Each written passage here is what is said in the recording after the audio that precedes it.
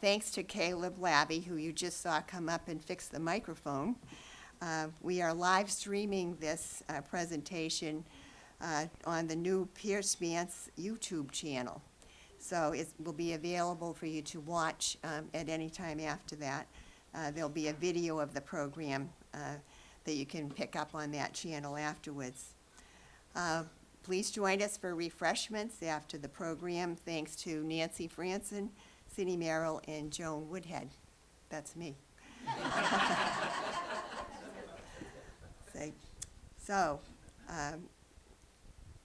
We are pleased to have Matt Fisk back to present this program on Lincoln and his cast of characters. Matt is an educator and assistant principal at Bow High School. He has a bachelor's degree in history and a master's in secondary education from UNH. Matt has presented programs at New Hampshire Social Studies conferences, the Hood Museum of Art at Dartmouth College, and at the International Baccalaureate program at a gathering of educational consultants. So you can see he's well qualified to talk about Lincoln and his cast of characters. So please join me in welcoming Matt Fisk.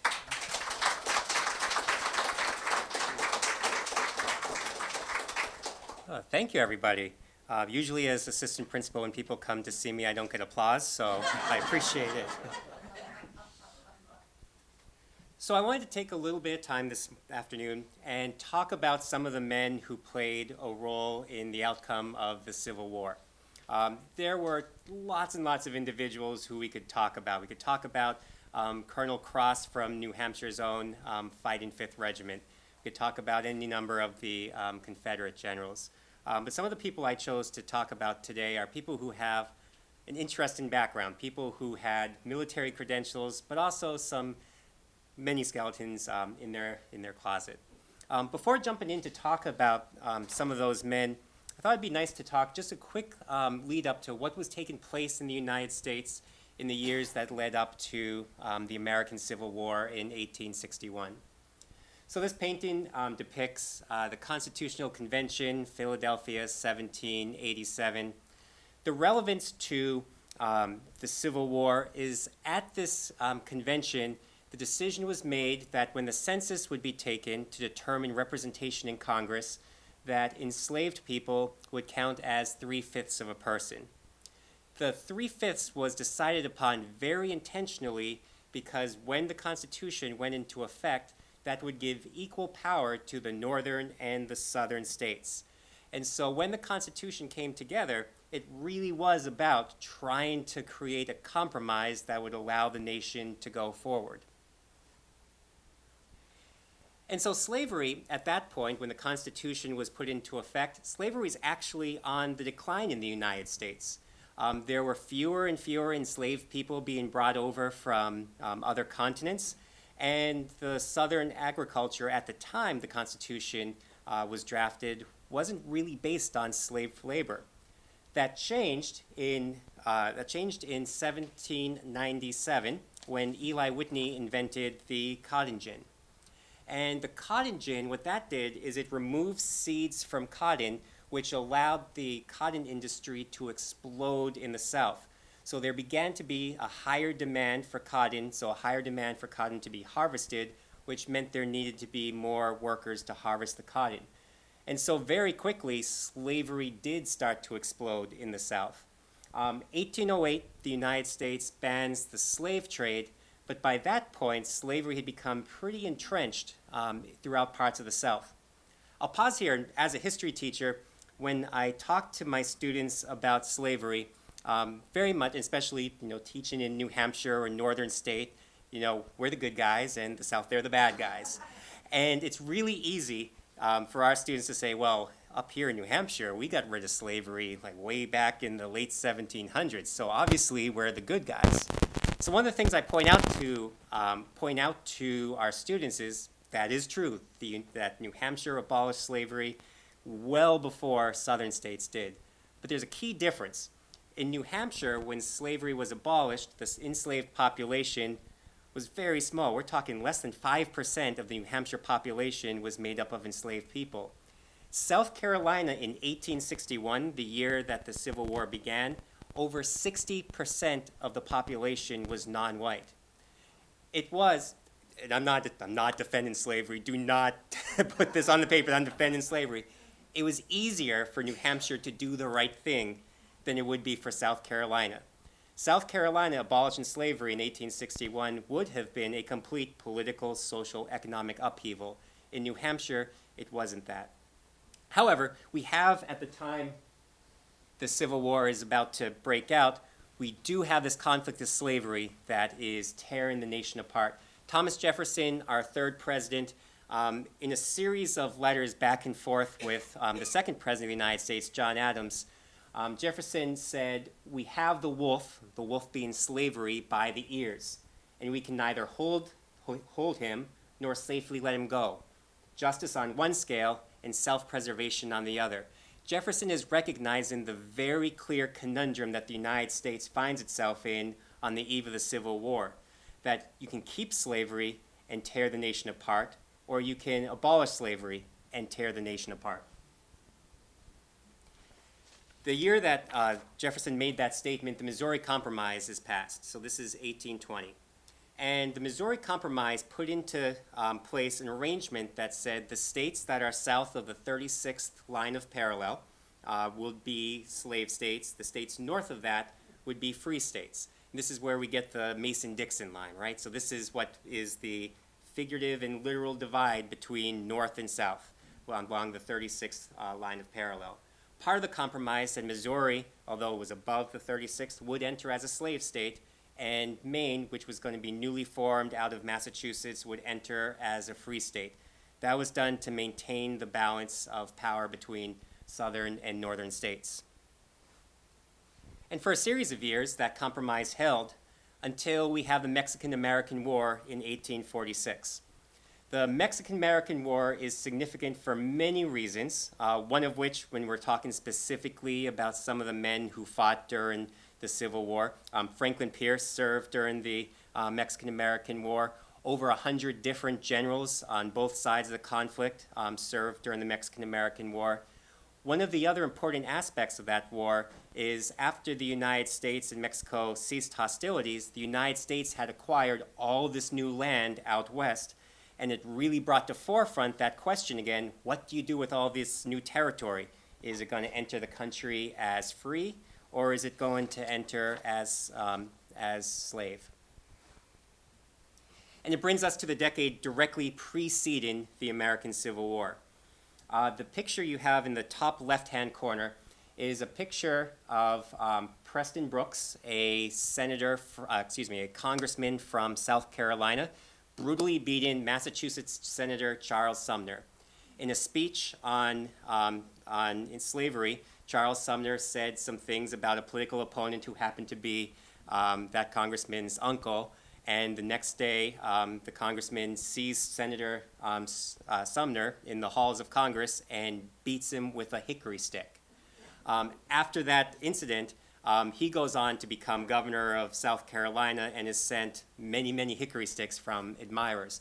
Sumner would not recover until midway through the American Civil War, so by the 1863, as she's back in the halls of Congress, and then plays a role in the ratification of the 13th, 14th, and 15th Amendments.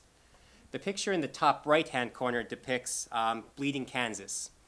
Kansas and Nebraska had been allowed to decide for themselves whether they were going to be slave or free.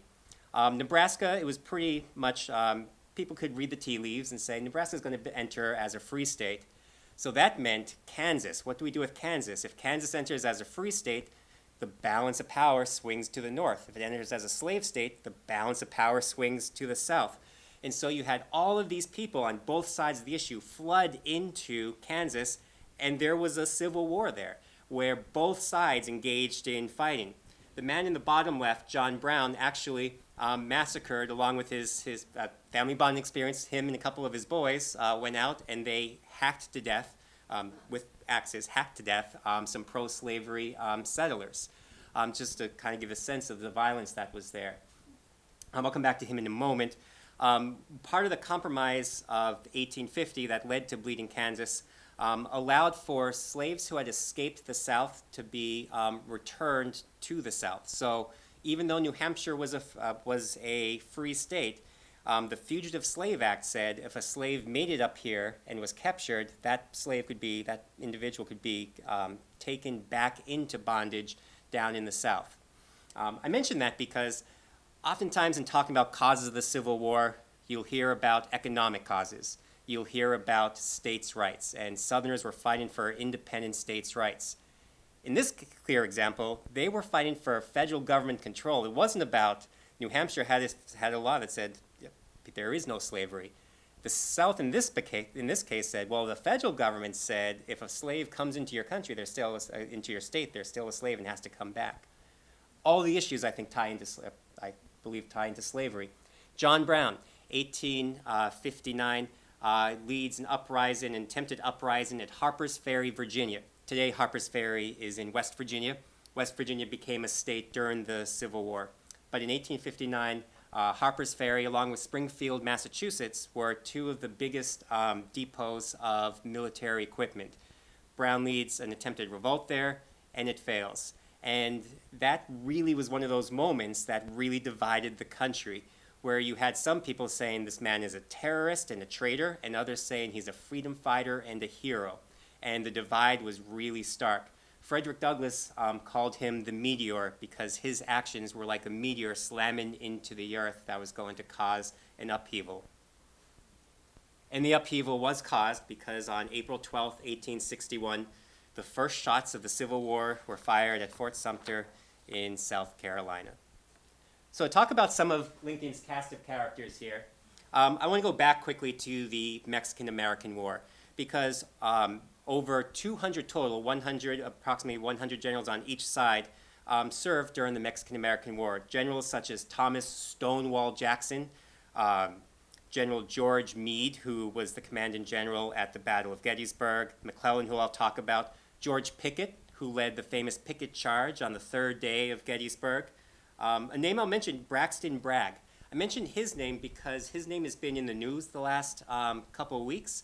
Fort Bragg in North Carolina is a really large marine base. Many Marines make their way through Fort Bragg.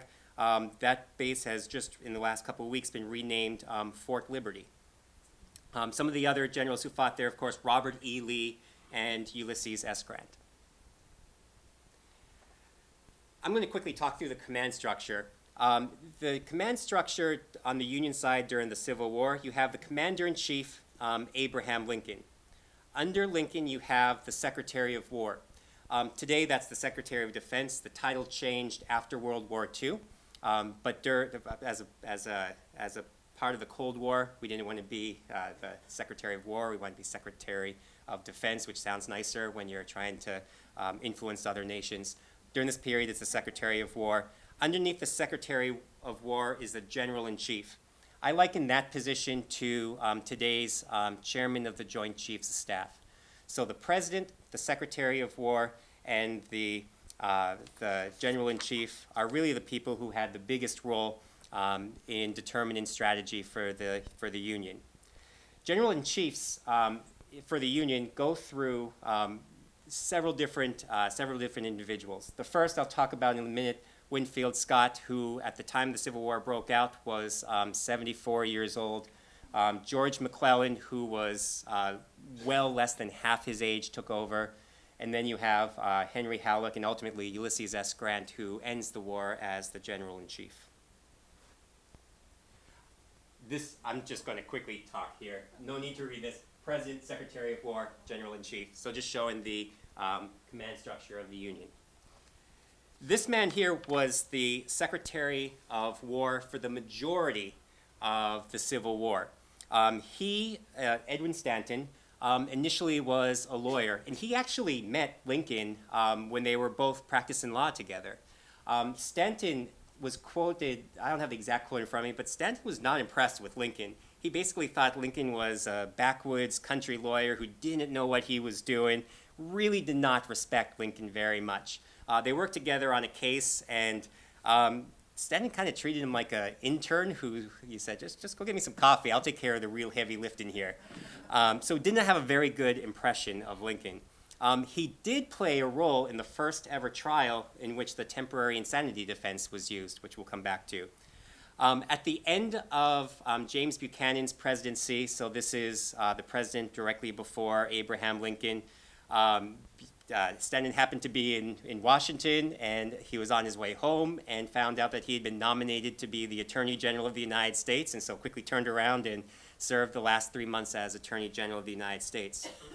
When the Civil War breaks out, Stanton is serving as an informal advisor to the first Secretary of War, a man named Simon Cameron, and then Cameron is replaced by Stanton when Lincoln really wanted a really strong individual in that role. One of the things about Stanton and his relationship with Lincoln, they initially began as not adversaries, but there wasn't a lot of respect from Stanton towards Lincoln. By the time of Lincoln's assassination, Stanton had grown to really, really love this man. It was him who gave the quote that now he belongs to the ages. So Stanton had gone from being a critic of Lincoln to being one of his biggest advocates and supporters. Lincoln really liked him because ultimately when somebody's given a death warrant for military crimes, the president has to sign off on it. And Lincoln was a notorious, he had a soft heart. And so Stanton once said that he knew that anytime he had to sign a death warrant, he never felt all that guilty because he always knew Lincoln was behind him who would countermand him. The Army of the Potomac is where we spend a lot of time in Civil War history talking about. This is the Army that fights at Antietam. This is the Army that fights in Northern Virginia, the Army that fights at Gettysburg. This is the Army where some of the most interesting, worst generals on the Union side are stationed. Irwin McDowell is the general when the first battle of the Civil War is fought that the Union absolutely blows. McClellan takes over for him, he's fired. Burnside takes over, he's fired. Hooker takes over, he's fired. And then finally George Meade is put in command. George Meade, I put a little asterisk next to George Meade's name because he ends up being the commander of the Army of the Potomac all the way to the end of the Civil War, but Ulysses S. Grant, his boss, happened to make his quarters the same headquarters of the Army of the Potomac. So it's kind of like being the general manager and having your boss with you the entire time. So Meade was technically in control, technically in command of the battle of the Army of the Potomac, but Grant was there actually issuing the orders. This is the first leader, the first general-in-chief of the Union forces when the Civil War breaks out. This is Winfield Scott, and he was given the nickname Old Fuss and Feathers. The nickname comes because during the War of 1812 and then during the Mexican-American War, one of the things he did brilliantly was to take a group of volunteer soldiers and whip them into fighting shape. One of the ways he did that was by emphasizing military structure, military order, and appearance. So this would be one of those military leaders who said, all right, put out your hands, let's make sure your fingernails aren't too long, let's make sure your uniform's clean, let's make sure your rifle is nice and polished. And so that actually served to really get the group into fighting shape, but it also gave him this nickname that sometimes people said, oh, you're just worried about all those fuss and feathers. He fought brilliantly during the War of 1812. He was given promotions, he was given recognitions. When the Mexican-American War breaks out, he's in command of United States forces. He's a major general at that point. When the Civil War begins, he's 74 years old, and he's slowed down. He admittedly has said, I've slowed down. And he had doubts in his own ability to be an effective leader. Just as a side note, the leading candidates for the Democratic and Republican nomination are both significantly older than 74. One of the things that this connects to to Franklin Pierce is Winfield Scott was the person who ran against him in the 1852 presidential campaign. Prior to the Republican Party, there was this party called the Whigs. In some ways, a lot of Whigs, a lot of members of the Whig Party would transition to be Republicans. So the Whigs had a history of nominating former military leaders to be their candidate. And in 1852, it's Winfield Scott's turn to be nominated.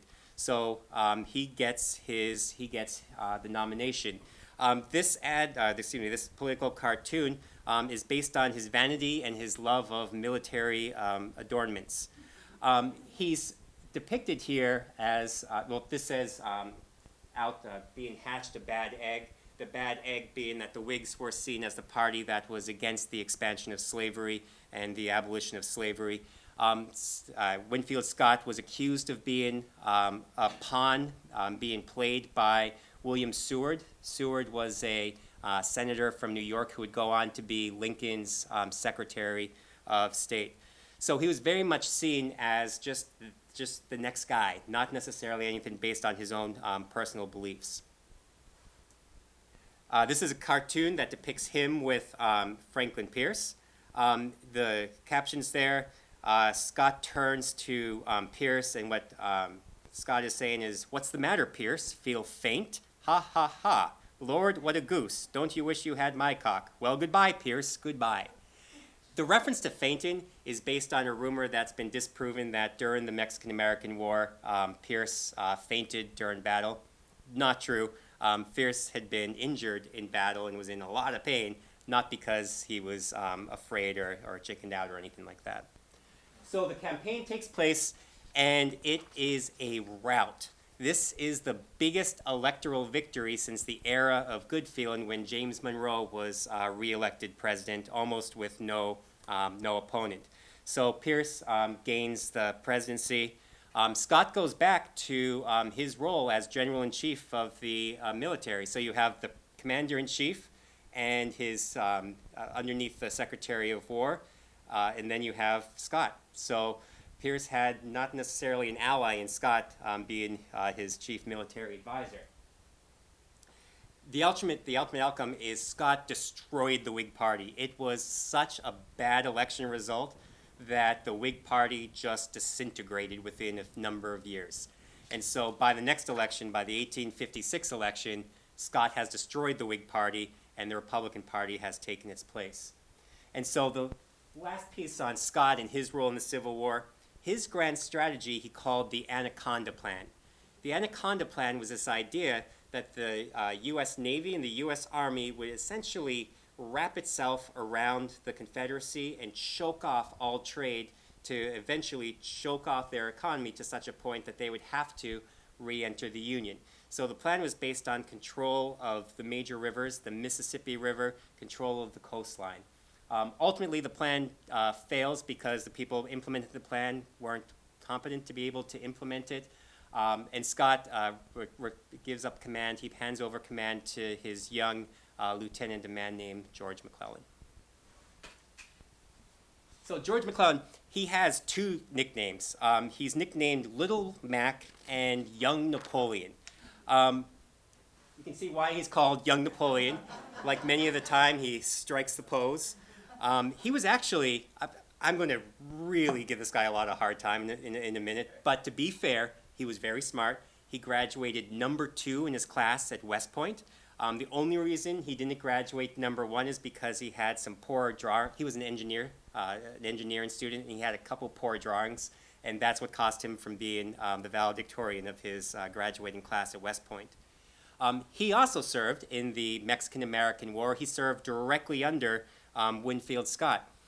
Winfield Scott and McClellan's dad were really good friends. So Scott really kind of looked after McClellan, treated him almost like a surrogate son. In the years leading up to the Civil War, McClellan made a fortune as an engineer working for rail lines. One of the things that he would do is he would go out and he'd survey what would be the best route for a rail raid to go. And so his services were really in demand. Just as a quick side note, one of the advantages the North has over the South, so we know that the South, states' rights, states' rights, states' rights. North, more unified, more centralized. With the rail lines, that is abundantly true. the distance between the two rails in the northern states were standardized. In the southern states, they weren't standardized. So you could be on a train in Virginia with the rails this far apart, and then you get to North Carolina, and the rails are this far apart. And then you get to South Carolina, and the rails are this far apart. So one of the big advantages the North has is being able to move resources with much more ease than the Confederacy was able to. So in the years leading up to the Civil War, he becomes very wealthy. He marries very wealthy. His wife had certainly Southern sympathies. His wife was Southerner, and McClellan was definitely by no means an abolitionist. By no means was he someone who saw slavery as any sort of issue he wanted to be involved with. Him and Lincoln had probably the worst relationship that any commander-in-chief and general could possibly have. This is actually taken at the end of their relationship. This photograph was taken at the end of September in 1862 when Lincoln is sitting with General McClellan after the Battle of Antietam. There's this couple of stories. One, McClellan referred to Lincoln, I have this quote here, he referred to Lincoln as nothing more than a well-meaning baboon. And he said his Secretary of State, William Seward, was a incompetent little puppy. So this is the general who's leading the Union forces, not showing too much respect. So in November of 1861, Lincoln needs to have a meeting with his general. And so Lincoln goes, along with Stanton, his Secretary of War, and they go to McClellan's house. And they knock on the door, and they're invited in, and they're sitting in the parlor, and the maid says, well, I'm sorry, the general's not here yet. When he gets in, we'll let you know. And so Lincoln is just sitting there in the parlor. Unbeknownst to him, McClellan does return home, is told that Lincoln and the Secretary of War are sitting in his parlor. And McClellan says, okay, that's nice. Goes, puts on his nightgown, has a cup of tea, and goes right to bed. And so Lincoln, after an hour and a half, the maid comes down and says, yeah, sorry about that, but the general's gone to bed. And so Lincoln gets up and leaves. So, and Lincoln, so his aides are like, that guy, he just really was rude to you. And Lincoln, and this is one of the things about his character I think is most amazing, Lincoln said, better at this time not to be making points of etiquette and personal dignity. So Lincoln chose not to take the personal slight, not to let it totally destroy his relationship with McClellan. That said, Lincoln was really frustrated with McClellan. Lincoln wanted and needed action, and McClellan was very, very slow to act. This is one of Lincoln's quotes, if McClellan does not want to use the army, I would like to borrow it. And he said that directly before the first battles of 1862 that take place in Virginia. McClellan was beloved by his men for good reason. After the first couple battles of the Civil War, where there were a lot of casualties, you have a general who doesn't want to fight. That sounds pretty good, right? Because that's the guy who's not going to be throwing you into combat and having you killed. So men really, really liked McClellan a lot. Lincoln, however, needed a general to act, and so gives him the direct order, you are to march to Virginia and engage the enemy.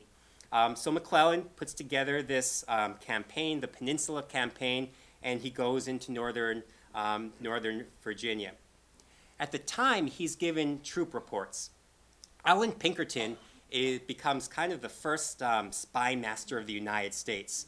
In 1861, Pinkerton got notice that there was a plot against Lincoln's life, that when Lincoln was making the trip from Springfield to Washington, there was going to be a stopover in Baltimore, and that there was going to be an assassination attempt on his life. Pinkerton found that out and was able to change Lincoln's schedule to get Lincoln onto a different train and get him into the Capitol without being killed. So the guy's competent. However, he's incompetent when it comes to troop levels. McClellan depended on Pinkerton to give him levels of enemy troops, and Pinkerton almost always exaggerated the number of enemy by 2 times. So if the Army of Northern Virginia had 50,000 men, McClellan was being told they were over 100,000 men. So that, to defend McClellan for a second, that kind of gives the reason for why he was so slow to attack. He always thought he was going to be outmanned. He was never outmanned. In almost every battle, he had the 2-to-1 advantage. During the Battle of the Peninsula, when he's in northern Virginia, there's a series of battles, some last in days. It's during that time when this man from Virginia, Robert E. Lee, takes command of the Army of Northern Virginia. One of the things that we sometimes forget, Robert E. Lee was not a battlefield commander when the Civil War broke out. He was Jefferson Davis's chief military advisor. During the battles in early 1862 in Northern Virginia, the general in charge of Confederate forces, a guy named Johnston, is wounded, and Lee comes out and takes command and then would have command through to the end of the Civil War. So McClellan's slow. Eventually, Lee's able to get the Confederacy on counterattacks. McClellan's forced to retreat out of Northern Virginia, kind of a humiliating defeat for the Army of the Potomac. And then we get to Antietam. So Antietam is located in Sharpsville, Maryland, so right over the border. It's about roughly 45 minutes to an hour from Antietam to Washington, D.C. Lee, in September of 1862, said, we need to give the South a little bit of relief. All the battles are being fought on our ground. We need to go invade the North. So the Army of Northern Virginia invades the North. McClellan is in pursuit when a couple of his soldiers come up to him with some cigars. And McClellan takes the cigars, and wrapped around the cigars are secret orders, specifically Special Order 191, which Robert E. Lee had written to one of his commanders. McClellan is handed Robert E. Lee's battle plan. And McClellan is quoted as saying, here's the paper which, if I cannot whip Bobby Lee, I will be willing to go home. McClellan then didn't do anything for almost a full 24 hours. So he had McClellan's battle plans and didn't act. Finally, the two armies come together at the Battle of Antietam. So September 17th, 1862 is the bloodiest day in American history. When you take all the casualties from both the Confederacy and the Union and add them together, this is the bloodiest day in all of American history. The battle wasn't a loss, it wasn't a win, it was kind of a draw, considering that the Confederacy was significantly outnumbered. You could make the argument that it was a victory for the South and that they weren't annihilated. You could make the argument it was a victory for the North in that the South did retreat out of Northern Territory. And so we're now about a month after the battle, and McClellan hasn't moved.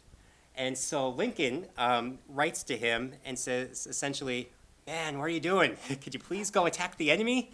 And he gets a response back from McClellan that says, I'd love to, but the horses are too tired. To which Lincoln responds, I just received your dispatch about sore-tongued and fatigued horses. Will you pardon me for asking what the horses of your army have done since the Battle of Antietam that fatigue anything? And so that really was the final straw for Lincoln. He says, I got to have a general who's going to fight. I got to have somebody who's going to take action. And so he fires McClellan. McClellan would go on to become the Democratic candidate for president in 1864 and run against Abraham Lincoln. He loses.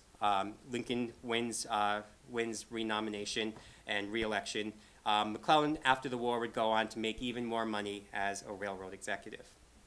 McClellan is replaced by Ambrose Burnside. And like I say, if you're known more for your facial hair than your fighting prowess, that's probably a bad omen for the men that you're leading. So sideburns are literally named after Ambrose Burnside. The first time the term sideburns is used is in 1866 by the telephone Evening Telegraph in Philadelphia, and initially sideburns were called Burnside whiskers. Eventually it changes to sideburns. Again, I'm going to be pretty harsh on him, but he also graduated pretty high in his class at West Point. Before the Civil War, he invented something called the Burnside carbine, which was a rifle that he invented that was really effective. He was well on his way to success until the factory in which his rifle was made burned to the ground and he lost all his money. Before being a failed general, he was a failed lover. This is actually kind of sad, so I feel a little bad saying this. So the story is he gets to the altar and he's going to marry a woman named Charlotte Moon. She's asked, well, will you take this man to be your husband? And according to rumors or stories, she screams, "No, sirree, Bob," and runs out of the church. Later, when the Civil War begins, Burnside is forced to put his ex-fiancée and her family under temporary house arrest because they were spying for the Confederacy. Later, his ex-fiancée was engaged to 16 different Confederate soldiers at the same time because she said she wanted the men to die happy. So he's initially offered command in 1862, July of 1862. This is when McClellan has just been forced out of Northern Virginia, and Lincoln turns to him and says, "I'd like you to take command." And Burnside says, "Oh, you don't want me to take command. I cannot be the guy." So he said, did not have confidence in himself to take command. He also, to his credit, was loyal to McClellan and didn't want to be the person to replace him. At Antietam, one of the reasons this battle is so bloody is because of this bridge. This bridge now is known as Burnside Bridge. It's a little hard to see, but this is the side where my hand is the side that the Union were trying to cross from. And then over here is where the Confederacy was. This is a big hill. What happens during the Battle of Antietam is the Union tried to cross this creek by going over the bridge. The Confederacy had clean shots raining down on them. And as the men piled onto the bridge, they couldn't move forward very fast and just led to the Confederacy being able to shoot over and over and over at them. The really sad thing was that if they had gone just a little bit further in either direction, the water would have come up maybe to a little bit underneath their knee, and they could have crossed without crowding over the bridge, without thousands of men dying. McClellan ended up blaming Burnside for that. So Lincoln decides, I'm firing McClellan. And so Lincoln approaches Burnside and says, I'm firing McClellan no matter what happens. So I'm either going to appoint you as the commander or I'm going to appoint Joe Hooker. And Burnside hated Joe Hooker and said, well, I can't have it be that guy. So yes, I will take command. And so that is Burnside as he assumes command in October of 1862. To his credit, he didn't wait for Lincoln to have to prod him over and over and over and over again to go into action. Burnside leads the Union forces into a battle at Fredericksburg, Virginia, in which the Union forces are absolutely annihilated. The Union couldn't get across the river, and massive casualties. It's a pretty significant defeat for the Union forces. One of the newspaper reporters who was there said, quote, "It can hardly be in human nature for men to show more valor, more courage, or for generals to manifest or show less judgment," was one of the critiques of Burnside. They were trying to build makeshift bridges to get across, and the entire time they're building these bridges, they're being bombarded with cannon fire, with rifle fire. So it's a pretty big defeat for the Union. About a week later, Burnside has this idea that he's going to quickly march his men right to Richmond, kind of race the Confederate army, the Army of Northern Virginia, to Richmond. And so he chooses, unfortunately, a day with really bad weather where the ground has thawed and it's really wet, and his men and all of their equipment just gets totally swallowed up by mud. And he loses men, and the army is literally stuck, unable to move. It's humiliating. Lincoln fires him. But then he comes back. So this is now 1864, and Burnside comes back to the Army of the Potomac, not as a commander, but as a division commander. And on June 25th, one of his men comes to him with this idea. The idea is, let's dig underneath the Confederate positions, we'll plant explosives, we'll blow them up, and we'll win. And so Burnside says, that sounds like a good plan, let's do it. Grant says, geez, I don't know. All right, let's give it a try. So Grant does give permission for this to occur. Burnside's men, they dig under, they explode, like the plan said, and yeah, it caught the Confederacy by surprise, and a whole group of Confederate soldiers were taken out by this explosion, and this big crater is formed. Where Burnside messed up, though, is rather than appointing the best person to lead the attack, he instead says to his commanders, come gather around, let's draw straws to see who's going to be the person who's going to actually lead this attack. The person who drew the straw to lead the attack happened to be a raging alcoholic and spent the entire battle passed out in Union lines drinking whiskey while his men were slaughtered. And so this is the last straw for Burnside. Burnside is officially retired for good after that. A couple more quick characters that Lincoln worked with. John C. Fremont. Prior to the Civil War, he was an explorer. He would go out west, and he and his wife would basically do a travel log that became really popular. He was one of the people who popularized moving out west and helped lead to the expansion, or westward expansion of Easterners trying to go out and get land out west. He also happened to marry the daughter of a really, really powerful senator. Thomas Bart Hardin was the chairman of the Senate Committee on Military Affairs, so a pretty important figure in Washington. Initially, Fremont and his father-in-law didn't get along so well because Fremont took his daughter and they eloped. And so that wasn't a really good way to start off the marriage, but his father-in-law came around to him. He explores the South. The book that he and his wife publish is wildly popular, and people start moving out west. He becomes the first Republican candidate for president in 1856. So when Buchanan gets the Democratic nomination to be president, John C. Fremont is the Republican candidate for president. So Lincoln is the second Republican nominee for president. John Fremont is the first Republican nominee for president in 1856. Skip over that real quick. So as a Civil War general, he had some difficulties. One of the things that he was criticized for was, just like old Fuss and Feathers, he really liked the military appearances. The men that he chose for his headquarters, he went around and he picked 300 of the strongest looking Kentuckians, the sharpest dressed guys to be kind of his personal bodyguards. He also made the unfortunate mistake of picking a fight with the Blair family. One of the Blairs was in Lincoln's cabinet, and Fremont had gone out and gotten into a fight with the cabinet member's brother. And so Fremont was making all of these really, really powerful enemies. I should also say, during his run for the presidency in 1856, his father-in-law didn't endorse him, which probably is not a great sign when family's not endorsing you to be president.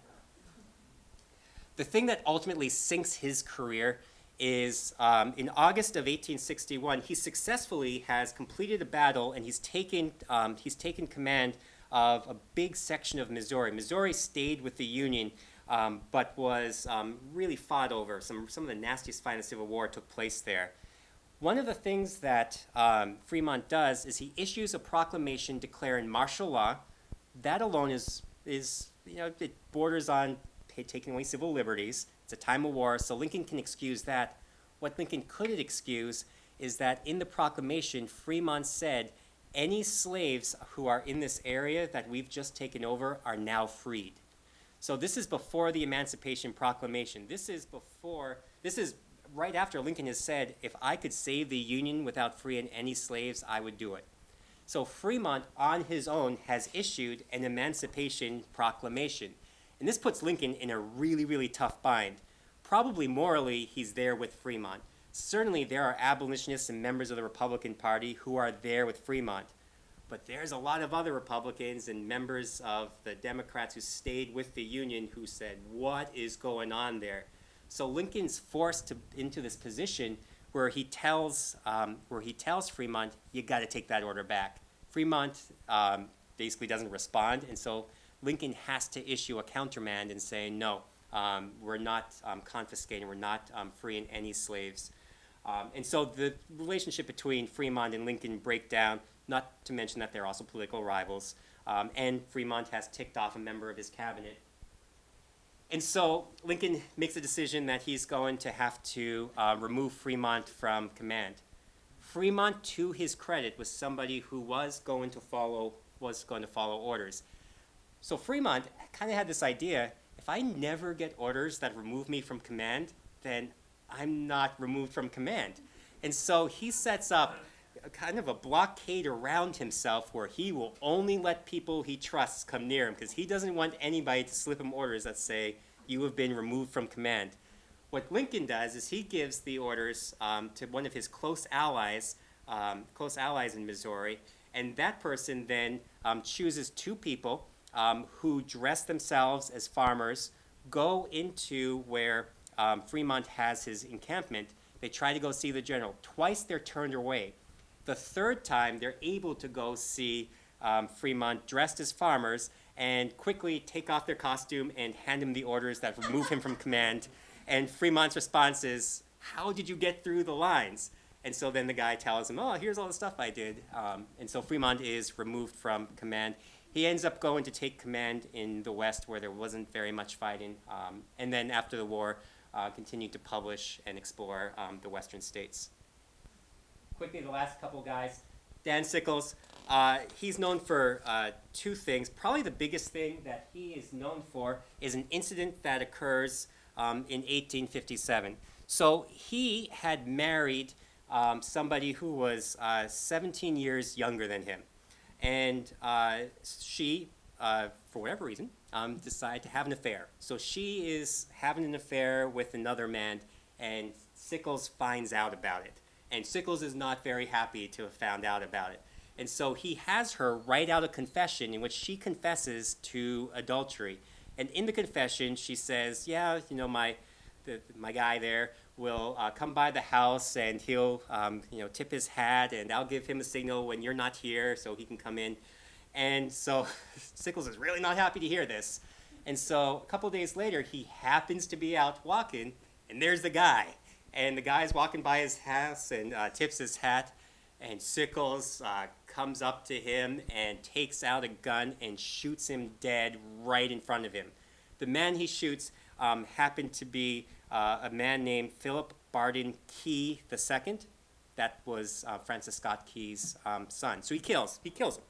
And so Sickles, very calmly, after he shoots the guy dead, goes to the Attorney General, turns himself in and says, yeah, I did it. I just shot that guy. And so the case goes to trial.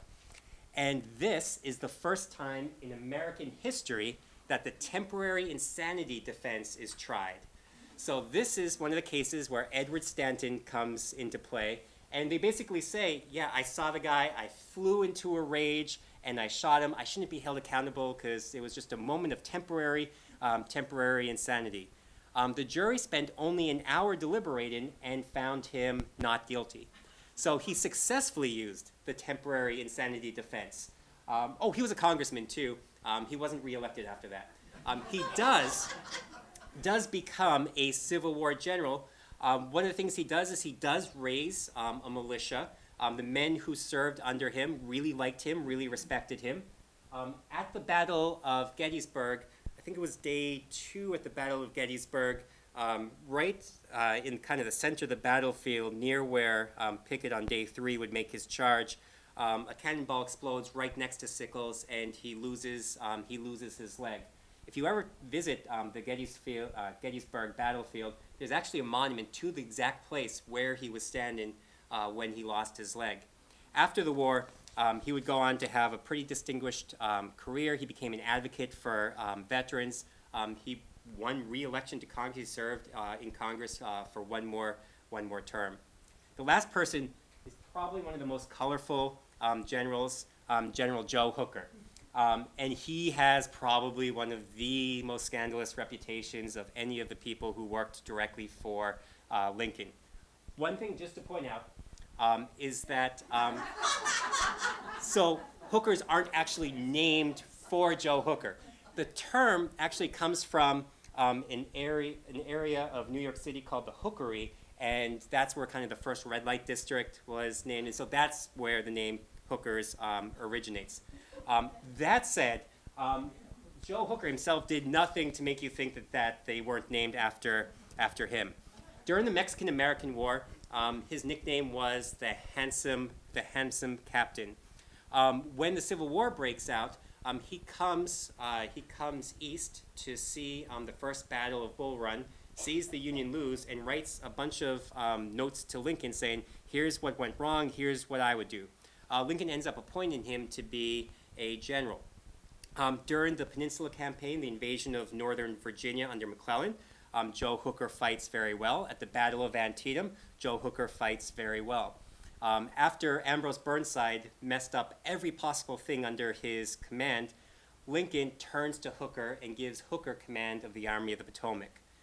Directly before he's given command, Hooker's quoted as saying about Burnside and about the president, "Nothing will go right until we have a dictator, and the sooner the better." So Lincoln writes to him and says, "I have heard in such a way as to believe it of you recently saying that both the army and the government needed a dictator. Of course, it was not for this, but in spite of it, that I've given you command. Only those generals who gain success can set up dictators. What I now ask of you is military success, and then I'll worry about the dictatorship." So again, Lincoln being really magnanimous and looking at the man and not just the one incident. This is where the scandalous reputation really comes into play. And this is Hooker on horse at his command post.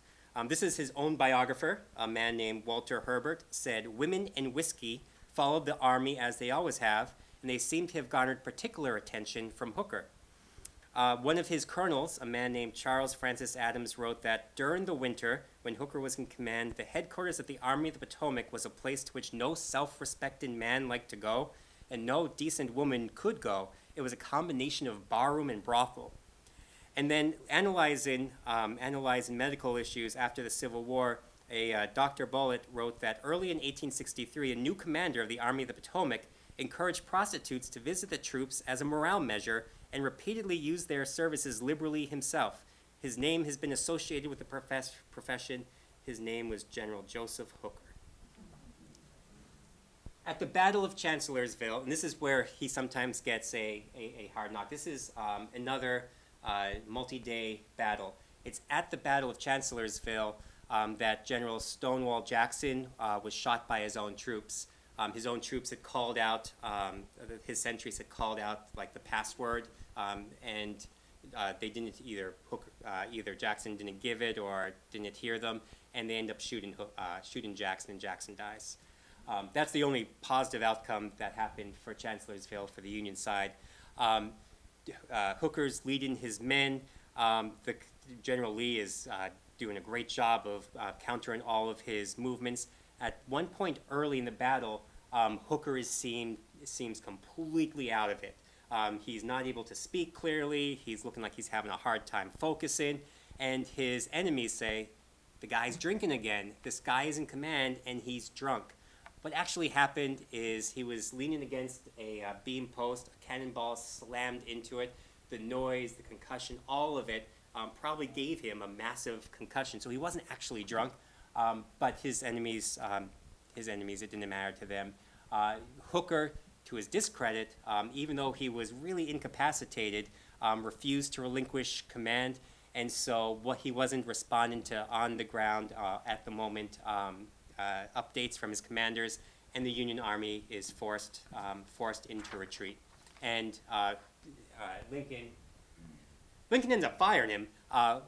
So Hooker gets into a dispute with the War Department. He gets into a dispute with Edward Stanton, and Hooker makes the mistake of saying, "Yeah, well, if you don't like it, you can fire me." And so Lincoln said, "Okay, I will." And so he's fired and replaced by George Meade. However, to his credit, he does serve with distinction the rest of the war. He goes out west. He fights at the Battle of Chattanooga very bravely, of Union victory. He fights at the Battle of Lookout Mountain very bravely. He takes command of four states, essentially the military commander of the area around Illinois, Indiana, up there. And at the end of the war, he has a really positive reputation. He actually ends up leading the funeral procession when Lincoln's casket returns to Springfield, Illinois. And if you were to visit our neighbor to the south, if you were to go to the Boston and see the Massachusetts State House, it's his statue that is directly in front of the Capitol there.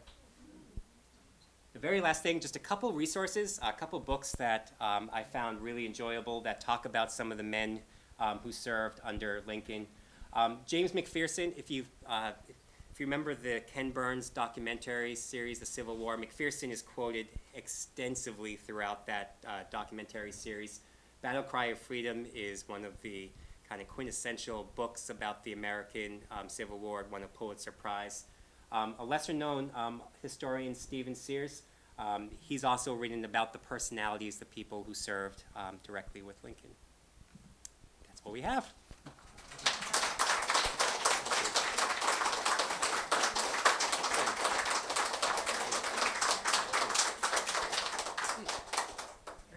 Anybody got any Yeah, any questions? Yes, sir.